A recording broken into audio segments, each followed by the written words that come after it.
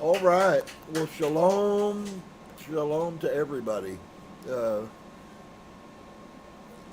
I'm glad that we get an opportunity, that I get an opportunity to come in your presence, as it were, and just share the truths that the universe is bringing to me. I've been pondering for a while about, how do you do this, and there's just so much that it seems like that we're being blessed with experiencing, and yet so much of it is so foreign.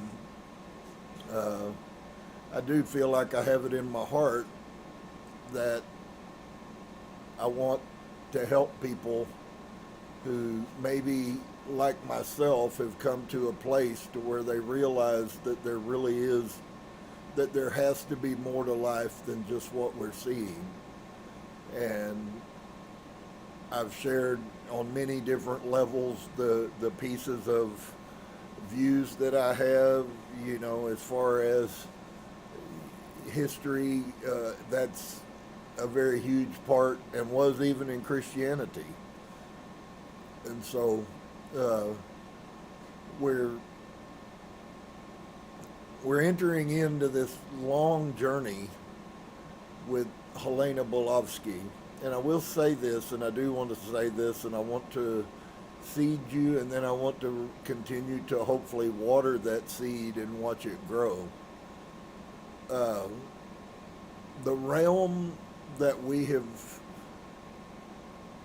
been told of as far as the spirit realm is certainly, it's certainly real, but it is certainly bigger by multiple magnitude than we could ever put together out of our teachings. And I'm speaking from the perspective of those that were like myself that are still coming out. I'm still, metaphorically, I have to cut my wrist every day because I see how much still of the struggles and how much the pieces that have been embodied in my mind, in my subconscious, are Christian. They're really the amazing, to me, the amazing part is that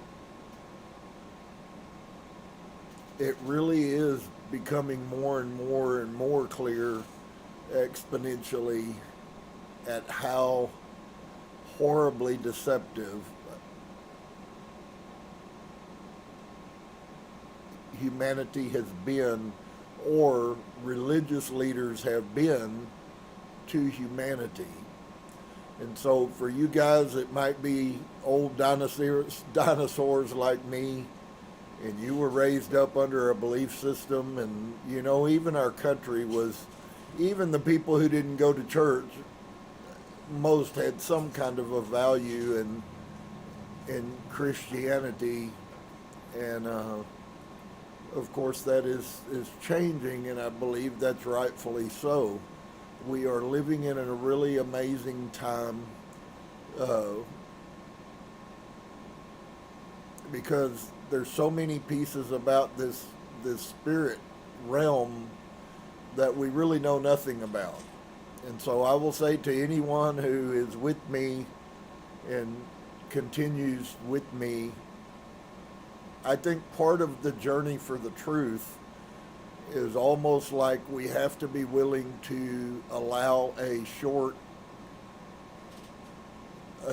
lesson in a long subject. And so Helena was a gifted seer, psychic. Uh, she experienced, and it's really, at this level, maybe it'll be really difficult for you out of the words, because she was extremely intelligent. And so maybe she speaks and you'll hear words and you're not quite sure what they mean, and some words you'll hear and you'll think that you have the definition for them, and yet it'll be the wrong definition that she is applying, because many of the words don't have value in American society like they did in the past. We are very unintelligent, and I don't mean that to shame. I don't mean that. Please, nothing that I'm saying has anything to do with degrading us. It is actually just an acceptance of coming to the point that we have been put in this situation. So there's many principles that we don't know much about. One is that we all possess inside of us access to unlimited knowledge, wisdom, and all of those things, and yet most of us have no clue about how to access that. That's why I said what I said early on. I recognized that Christianity talked about spirituality, but all of us are very eerily not prepared to function in the spirit realm, and it's really sad because what has been robbed from us is an inheritance that is immeasurable. Okay, we are blessed in what the universe is, and what we recognize that perspective of the universe from wherever point in time you are is just absolutely so minuscule compared to the reality of what the universe and the spirit realm is. I share a lot with y'all when the pieces come through about pieces that I've found. Last night, I was often, as is often when Source brings things to me, and of course I have a part to play just as you do. You must recognize first off that this has been brought to you and that you may need to pay heed to it. And so we've been showing you, because of the Christian narrative and the belief system of people, I have heard many and been one in different times during my life. One of those people who almost would say that there's no reality to even dinosaurs, that I didn't quite go that far, but I never could make sense about how dinosaurs lived, and yet the earth is only 5,000 years old. And I've been showing you, because Source little by little continues to bring new pieces of information as the world is exploring things that they've never been able to find before now, or they're being able to see things from what has been found in the past that those people were not capable. And I was really enamored last night to find that they now have found tools that were made. There's no question that they were tools, and there's been a 50-year argument and fist fight between the scientists. Well, why am I saying that? Because where we're at in ISIS Unveiled, Volume 1 and 2, if you have the book, and blessings to all of you guys that got yours in Austin, and anybody else who chooses, but really a book is no good unless you read it. And if it's reading above your ability, there's still a blessing there for what you can grab. And so the first part of this is about science, and there is a piece of it. It is wordy, and so if that may make it difficult. Some people enjoy reading intellectual stuff, and some people not so much. But the argument that she's fighting with is that science is only what scientists say it is.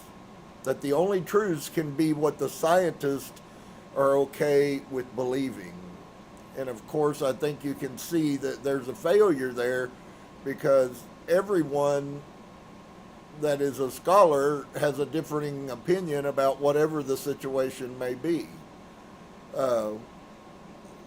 So they found some volcanic ash in a specific place here on the earth, and they begin to do a dig there, if you would, and found some really ancient artifacts, and found where there was a massive volcano that spewed lots of dust in the air, and that dust settled and turns almost to rock, if you would. And we're finding lots of those places all over the earth. In the Mediterranean, they have the same thing, Pompeii and all of that was covered by volcanic ash, and now they're going in and they're researching these ancient texts with the help of AI, and there's really some pretty profound things that are coming out of all of this stuff. It is indefinitely, it is a time that never has been, and in a positive note, AI is very much a part of that, because the ability to hold such amplified amount of information and process it so quickly. And so they found some tools in this dig that they were doing, and the stuff they were digging through wasn't like you see in a lot of places where it's dirt. We were having to chip it away almost in rock form. Well, one scientist says, well, it's not but this old, and another one says, well, it's this old, and over the course of 30 years now, they've done a lot of different tests about aging it. And I'm saying all of this to go to some place. The newest atomic dating systems that are available in the world today, the most accurate, the most up-to-date ones, these tools that were found, made by humans, used by humans, other artifacts as well, bones, writings on bones, they have now dated those things back to humankind existing and using tools for 250,000 years.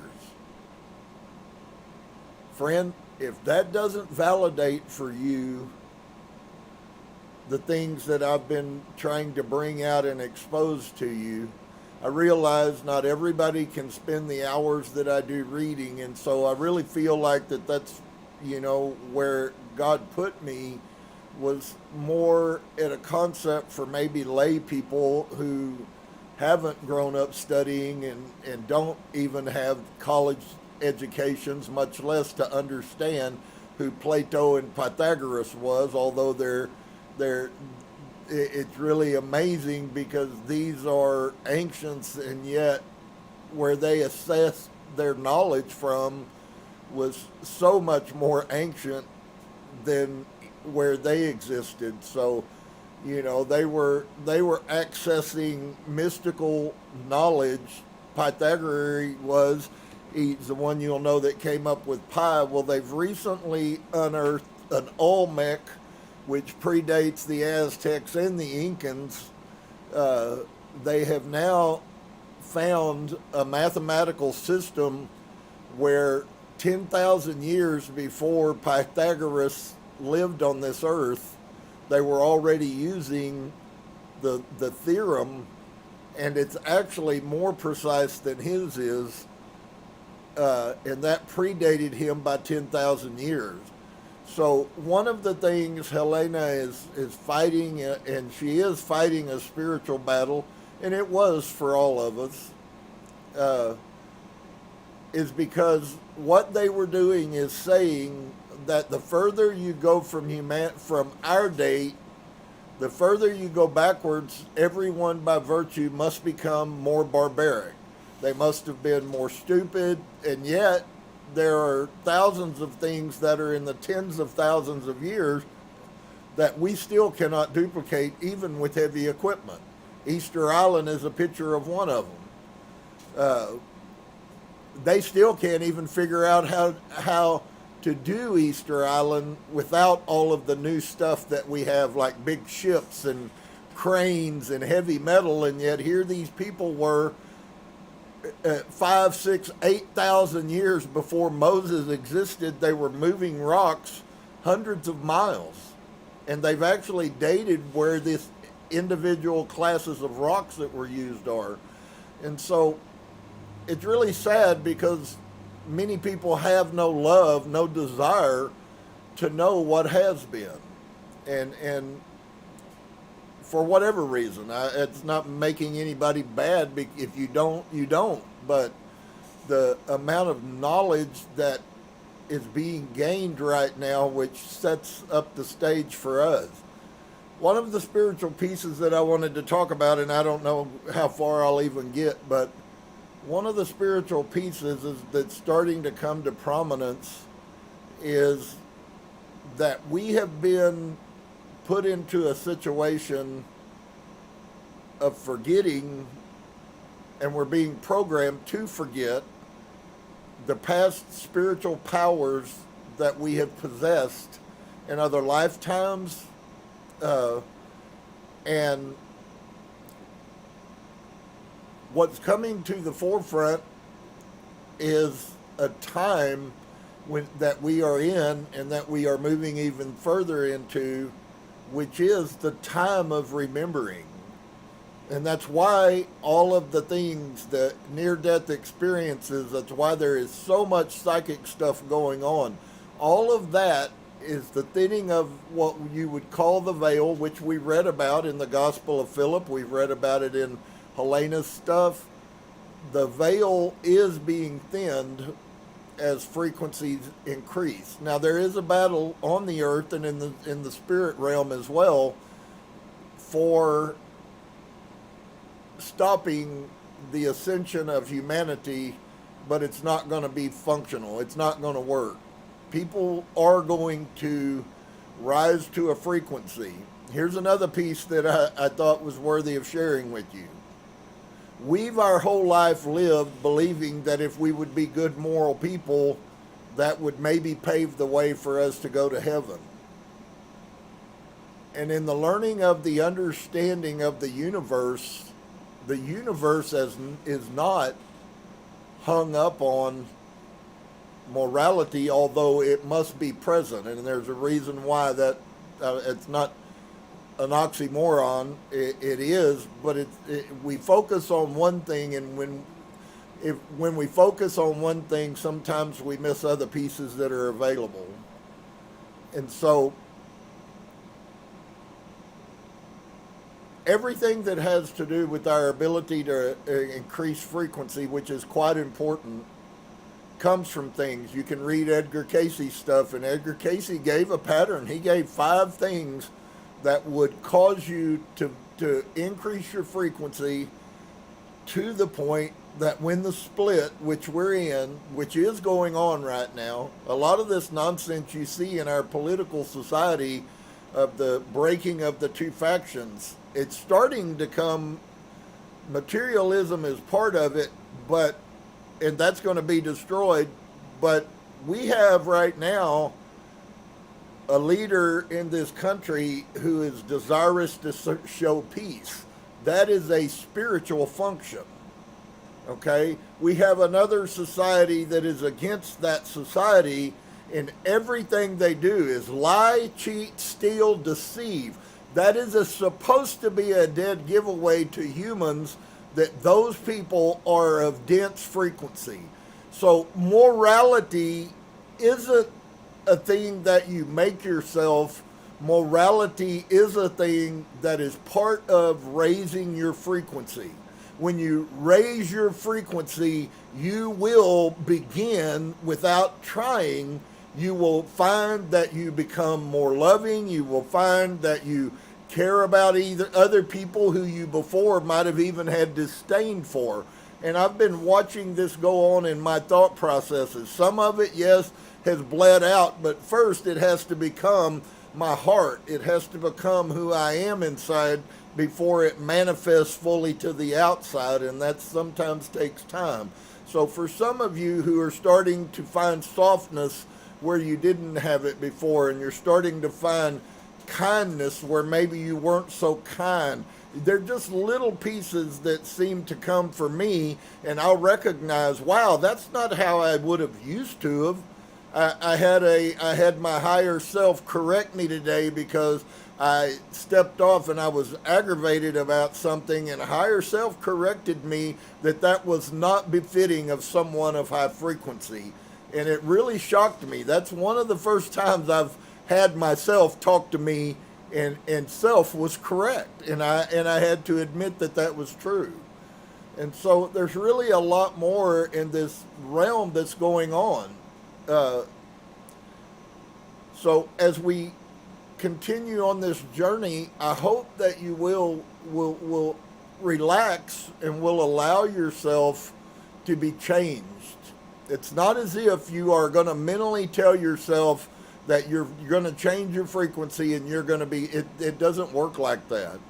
But here is the thing. I told y'all a month ago that God said to me on a Saturday morning that everything was about alignment.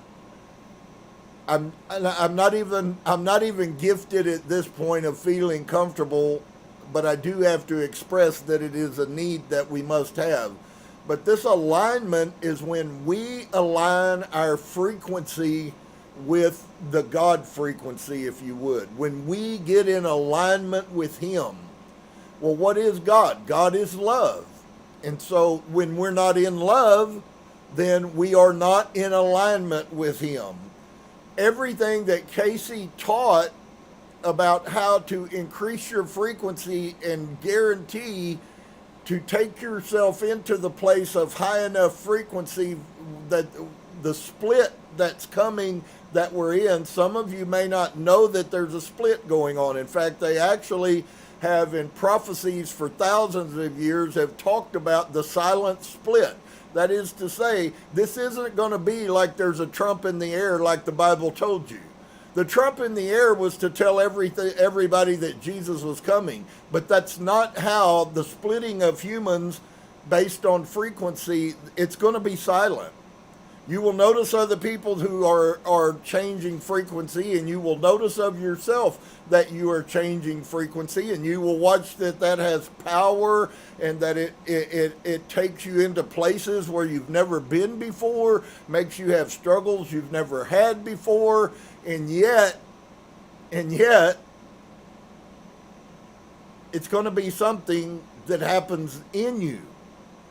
So all of the changes have to come from inside of us, and unfortunately, many don't like the picture because they still are under the Christian paradigm of salvation.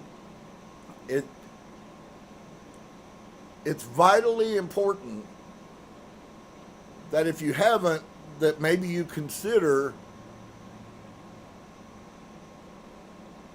exposing yourself to the changes that the universe is trying to work out inside of you. And part of that happens through the remembering. As you remember things from your past, and I am talking about this life, but it's really so far past this life, it's not even funny.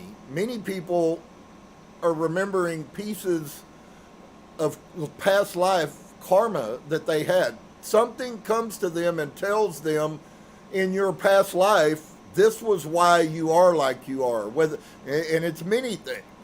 But all of these things that lower our vibration are all inevitably will be tied together with fear some way. You're going to hell, and that's a dead giveaway for Christianity to keep you at low frequency. Because fear, and many of you have suffered through fear your whole life. You've been scared to death that you're not going to be good enough and you're going to go to hell. Folks, that is a trap that was put on this earth to keep people in fear. Because if you are in fear and fear is driving and ruling you, you will never increase your frequency.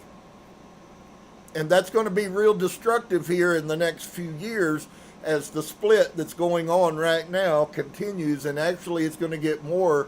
There are going to be more light workers. There are going to be more people that are enlightening, and as they do, there's a beautiful thing that's going to come out of that.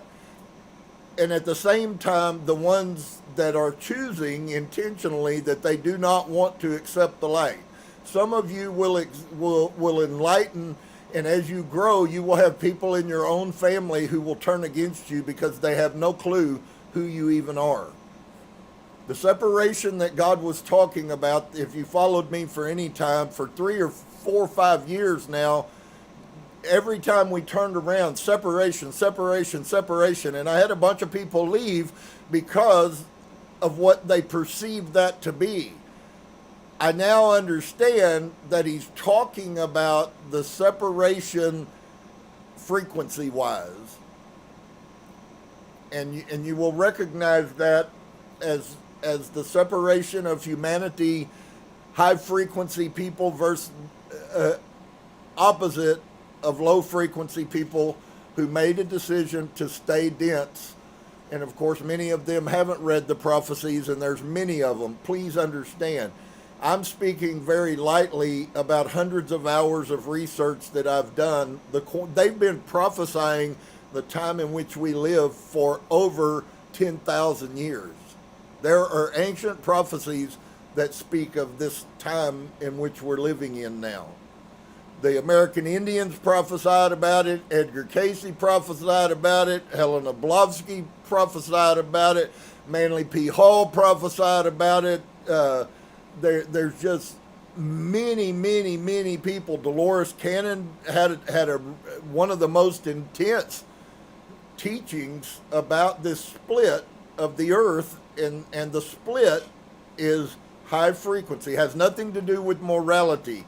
So I want to tell you that you've been held in bondage by the concept of morality. If you focus on raising your frequency, which is why on Saturday I shared with you, ask yourself, what is this behavior?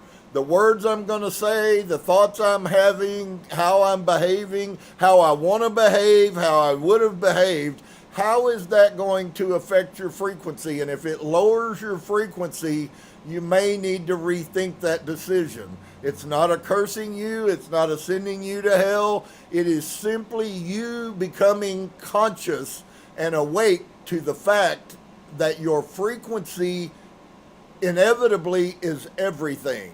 Where are you vibrating at?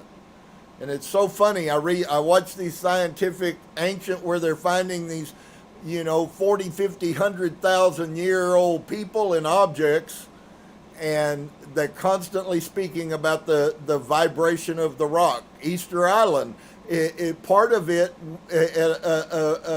a professor said last night, he said these rocks were put in this place because in this place they resonate the frequency better than any other thing that we've ever seen. And they've actually brought in professors that did sound tests, and it's amazing. Inside of the circle on Easter Island, the heads that were on Easter Island, all of it is all done from a realm of spirituality. The problem is we have had a forgetting, and we don't know, and we certainly haven't been encouraged by anyone, by education, by our family members, to look at the ancient and see that it's very possible the ancient people actually, that we are on the bottom end of a devolution, and moving into the beginning end of an evolution.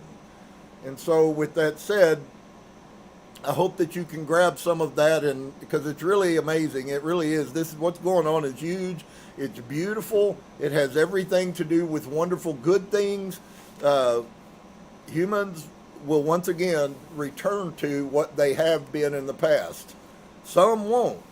And most of that will actually be done by choice. And that's a whole nother teaching. But so ISIS Unveiled, page 6, for those of you that just heard us the first day, and I'm going to start just at the beginning of the page. But Helena spends a lot of time trying to bring you into the state of mind so that you understand that there have been people trying to hide the ancient truth about the people that lived before us.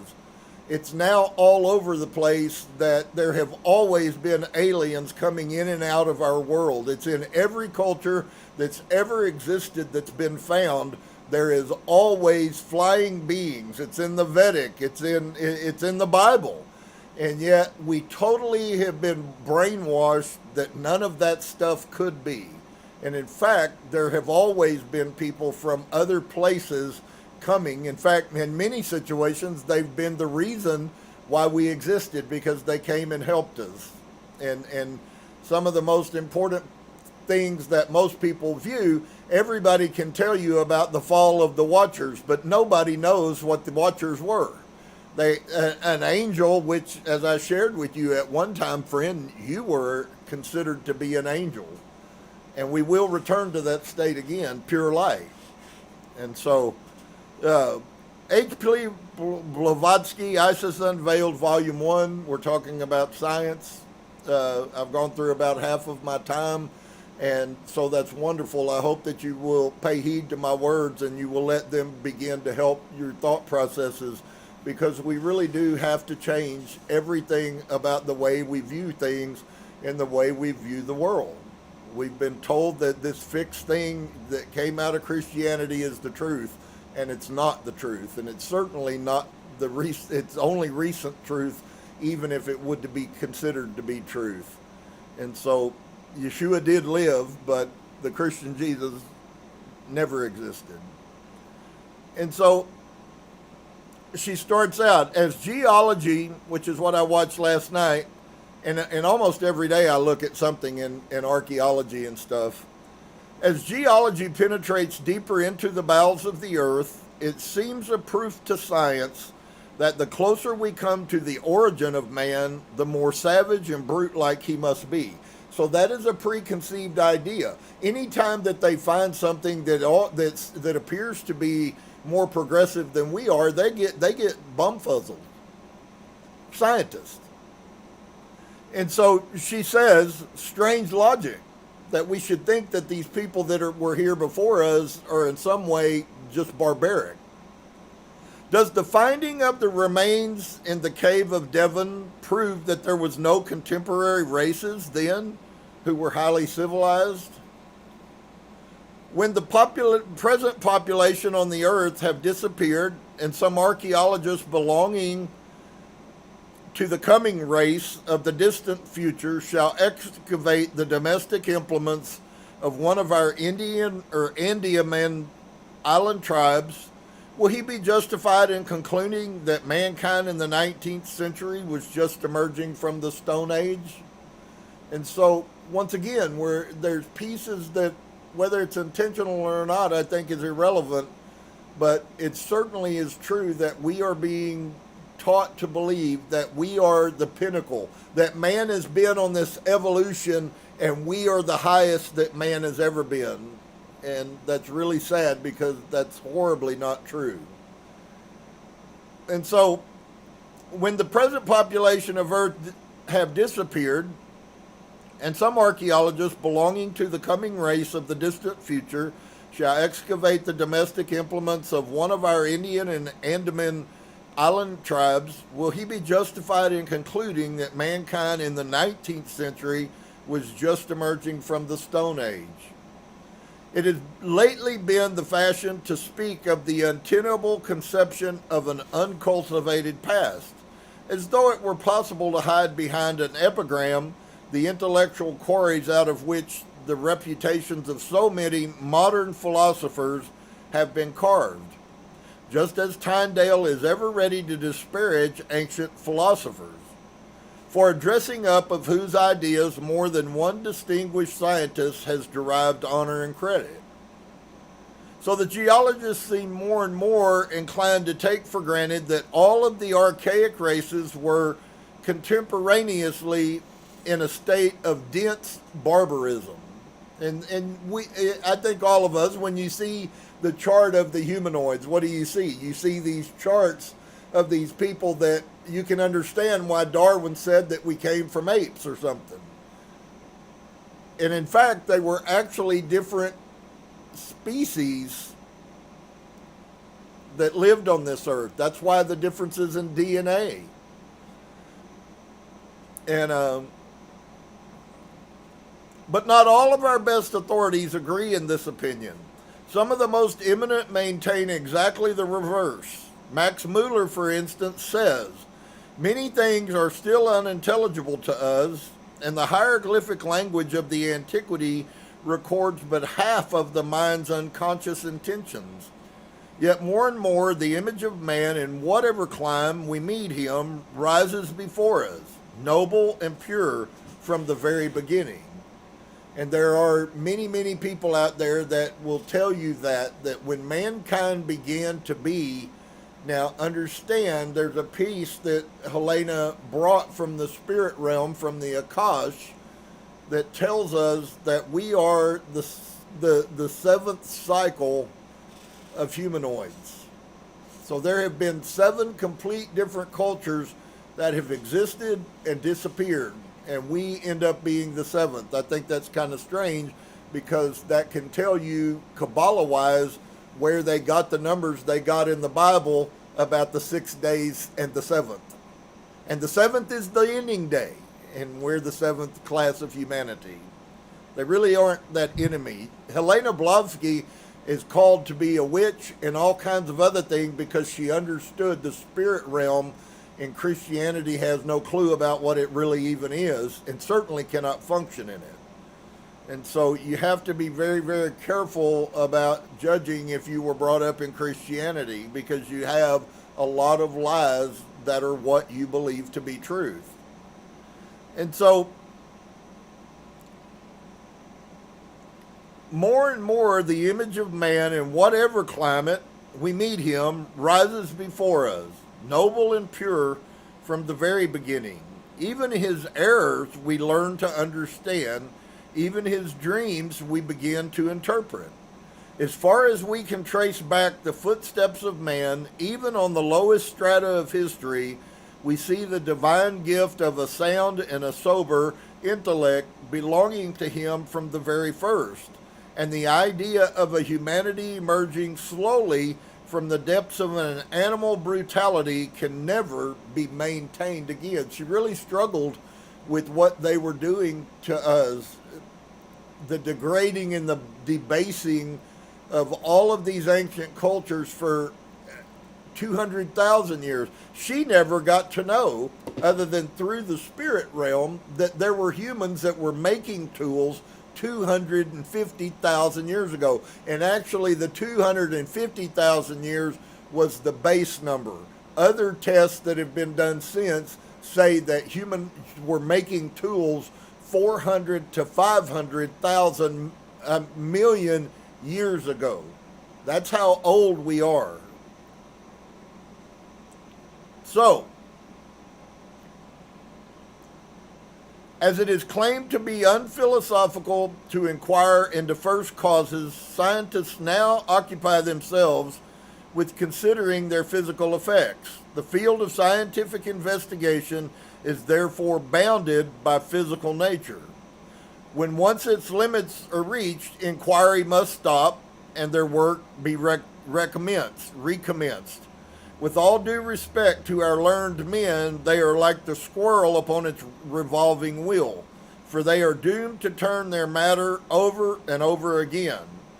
Science is a mighty potency, and it is not for us pygmies to question her. But the scientists are not themselves science embodied any more than the men of our planet are the planet itself. We have neither the right to demand nor power to compel our modern-day philosopher to accept without challenge a geographical description of the dark side of the moon. But if in some lunar cataclysm one of her inhabitants should be hurled thence into the attraction of our atmosphere and land safe and sound at Dr. Carpenter's door, he would be indictable as recreant to professional duty if he should fail to set the physical problem at rest. For a man of science to refuse an opportunity to investigate any new phenomena, whether it comes to him in the shape of a man from the moon or a ghost from Eddie Homestead, is alike reprehensible. Whether arrived at by the method of Aristotle or that of Plato, we need not stop to inquire. But it is a fact that both the inner and the outer natures of man are claimed to have been thoroughly understood by the ancient andrologists. Notwithstanding the superficial hypotheses of geologists, we are beginning to have almost daily proofs and corroboration of the assertions of those philosophers. They divided the interminable periods of human existence on this planet into cycles, during each of which mankind gradually reached the culminating point of highest civilization and gradually relapsed into abject barbarism. That's what you see. Abject barbarism could be defined by the fact that people are allowed and gloried and honored that are thieves and crooks. We are moving into barbarism in this country, friends. All of this nonsense you see going on in these cities, and now we got kids just shooting people and people going crazy. We are the perfect candidate to prove, just in the time that we can understand, how far down that we have come. And yet out of this barbarism, there are those who are arising out of that. That's the split that is coming. It will be forever when it is complete. There will never be a connection of dense people and the higher frequency people. They will never meet again. There is a separation in America and in the world that is coming in time, but it will be in time. And so they divided the interminable periods of human existence on this planet into cycles, during each of which mankind gradually reaches the culminating point of highest civilization and gradually relapsed into abject barbarism. Why is this important? Because I think if you are a mind that thinks, you have no problems in seeing that that is in fact where we are headed right now. For those of you who haven't watched it, Idiocracy is a movie you should go watch. It's absurd, it's a parody, and yet it is modern day reality. So to what eminence the race in its progress had several times arrived may be feebly surmised by the wonderful monuments of old, still visible, and the descriptions given of Herodotus of the other marvels of which no traces now remain. Even in his days, the gigantic structures of many pyramids and world-famous temples were but masses of ruins, scattered by the unrelenting hand of time. They are described by the father of history as these venerable witnesses of the long bygone glory of the departed ancestors. And it's so crazy how much glory there was in the things that were done in the past. It really will surprise you when we come to a place of enlightenment where we also can move out of and move into the Akash, and when you can learn how to leave your body and go into the astral plane. You will be blown away at how superior in every way many peoples who have lived before us are to us. And so the father of history, as these venerable witnesses of the long bygone glory of departed ancestors, he shrinks from speaking of the divine things, and he gives to posterity but an imperfect description from hearsay of some marvelous subterranean chambers of the labyrinth where lay and now lie concealed the sacred remain of the king initiates. And there are many of those that have yet to be found, but we are finding things almost every day. There is new things that are coming out archaeologically. We got to see, Marianne showed me the other day a recent article that was written. They have found a body. It is the first verifiable from DNA body that has two separate forms of humanoids and the offspring of those two separate humanoids. There are differences of DNA in the child that came from both of the parents, both ancient. One was a Neanderthal, the other one was a species that lived before Neanderthals. I can't remember exactly what the dating was. Somewhere, it seems like somewhere around 24,000 years ago. and we've now found it and been able to sequence the DNA, and we find out that there were two separate species of humanoids that lived on the earth at the same time. I mean, these things that she says for the people in the early 1900s were absurd. They're not so absurd if you have a thinking mind. But to separate from the spiritual is always going to be the act of science. We can judge, moreover, of the lofty civilization reached in some periods of antiquity by the historical descriptions of the ages of the Ptolemies, yet in that epoch the arts and sciences were considered to be degenerating. And the secret of a number of the former had already been lost. In the most recent excavations of Marietta Bay, at the foot of the pyramid, statues of wood and other relics have been exhumed, which show that long before the period of the first dynasties, the Egyptians had attained to a refinement and perfection which is calculated to excite the wonder of even the most ardent admirers of Grecian art. Bayard Taylor describes these statues in one of his lectures and tells us that the beauty of the heads ornamented with eyes of precious stones and copper eyelids is unsurpassed. Far below the stratum of sand in which lay the remains gathered into the collections of Lepsius, Abbott, and the British Museum were found buried the tangible proofs of the Hermetic doctrine of cycles which had already been explained. How amazing is that? And this was at the beginning of the 20th century, that they were so enamored that these were so much more ancient than what were found at the pyramids, and yet they were almost undoable in that modern time. So,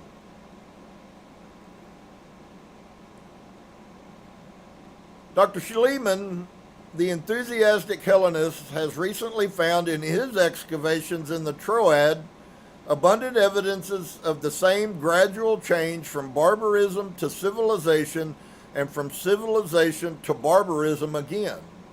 Why then should we feel so reluctant to admit the possibility that, if the antediluvians were so much better versed than ourselves in certain sciences as to have been perfectly acquainted with important arts which we now term lost, they might have equally excelled in psychological knowledge?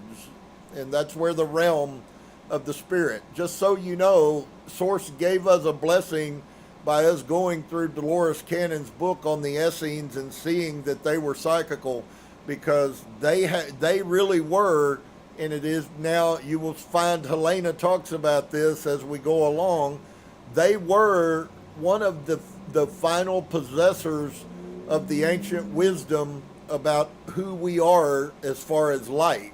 That's the significance of the finds. And so,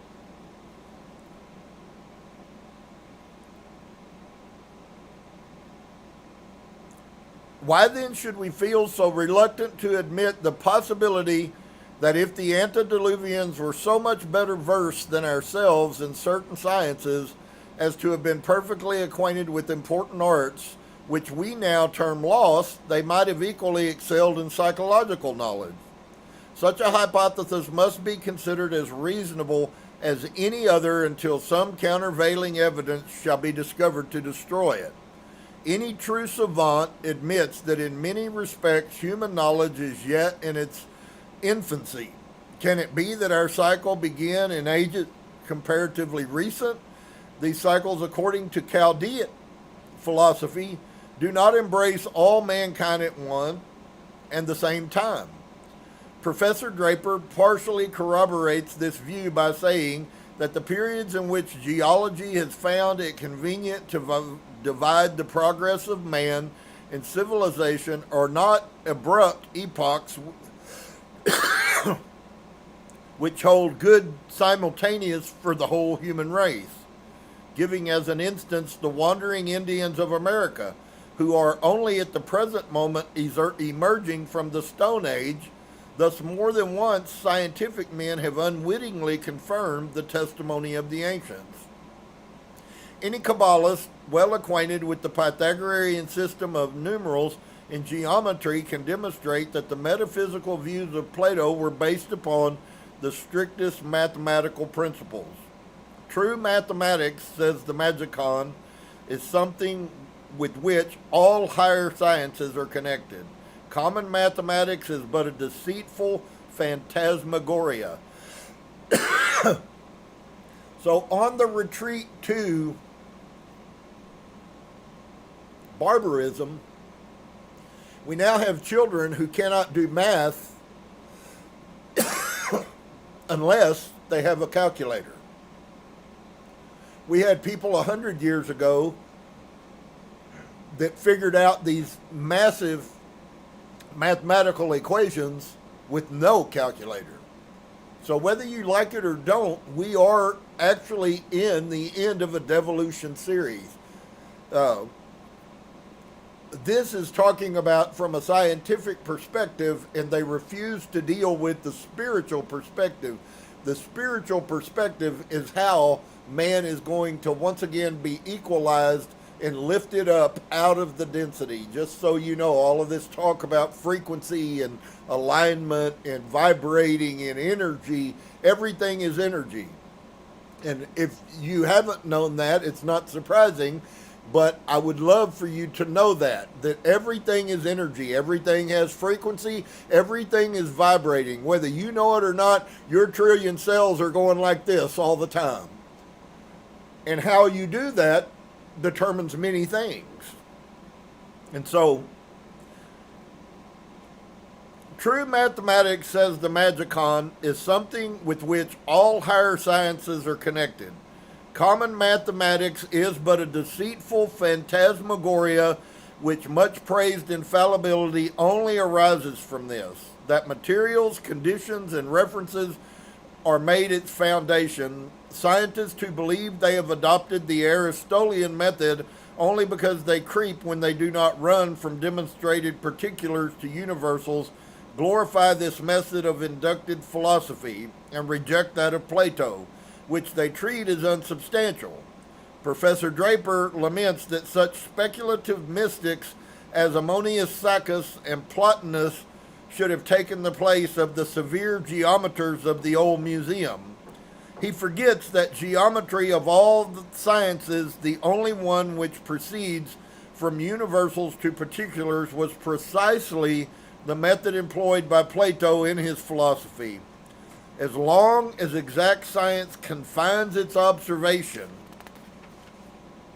and all of this is affecting us today, of physical conditions and precedes Aristotle-like, it certainly cannot fail. But notwithstanding that the world of matter is boundless for us, it still is finite.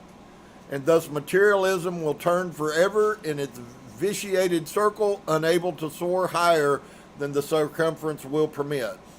The cosmological theory of numerals, which Pythagoras learned from the Egyptian hierophants, is alone able to reconcile the two units, matter and spirit. And so a lot of what we're seeing, and we're seeing this with the quantum computing, if you haven't done any research, it would be worth a Google anyways, just to read a couple of articles, if nothing else, about how science is shifting and quantum mechanics are bringing, they can't tell you where the quantum computers get the answers that the quantum computers ask, but they get answers. And they're scared to death because the first thing that happens is Christianity kicks in and they go, oh, well, it might be talking to a demon. Nobody knows. Some of you probably said that. I know that there are people that were in my church who certainly said those things. Oh, you have to be so scared about demons and all of this. And I don't say that we don't. I just say that the universe is not what we think it is. And how it functions is not how we think it functions. And so for you guys tonight, I hope that I can, if I don't do anything else, but to try to sow some seeds into you, as I said earlier, that might help you shift your thinking. We can't continue to think like a Christian and understand anything of what's going on. It's simple enough to say, okay, people are spiritually they're arising, but what does that mean? And it never has been enough for me to ask the question. I have thousands of questions. I need some answers of the questions. What is expected if there is a coming split in humanity and there is a split in the earth and there will be two earths, and that's why there is so much chaos in the earth itself, physical. Just watched the thing a while ago. There, the park rangers and stuff and Yellowstone National Park are recognizing that they have animals who have lived in Yellowstone that are starting to vacate Yellowstone. They are migrating out of Yellowstone. Friends, the spirit realm is bigger than we are. And I assure you, what's going on inside of the earth, in the core, and if you don't know about all the scientific things that are happening to planet Earth right now, you really should have some concern. It makes a difference. It makes a difference about what's going to happen to humanity. So I hope that you guys on your journey will recognize that you are light, you are wrapped up in a physical body, and you have been programmed in the subconscious realm with a whole lot of false information. And we need to clean our hard drives out, and we need to re-download new information that can bring enlightenment, because the old system, the old operating system, is no longer capable of handling what's going on. And so if you can put that inside of you, then you indeed will truly be blessed, as we all should walk daily at peace with the universe. If you'd like to know the thing that will raise your frequency the most, I will talk about these things constantly. But friends, one of the hardest things, and yet it's in the Bible, and it's very much, now that I know what is being said in the Bible, it very much plays out that what I'm fixing to tell you is true.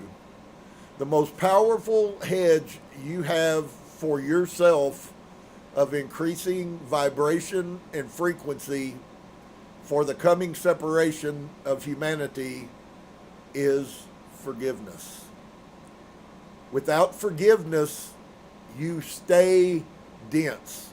That's why James, who was also a mystic, the teacher of the Essenes, that's why he told us that except you forgive, you cannot be healed. And the healing that James is talking about is the return to who you are, which is exactly what Yeshua came to tell us was who we are. And we, dear friend, are light. Whether we know it, whether we accept it, whether we welcome it, whether we run from it, is irrelevant. You and I are divine. It's been hidden from us, and we were taught to forget it, and thank goodness it is being exposed that we might remember once again and take our rightful place. Blessings to each and every one of you. May you enjoy all of the blessings that make us rich and add no sorrow. Namaste.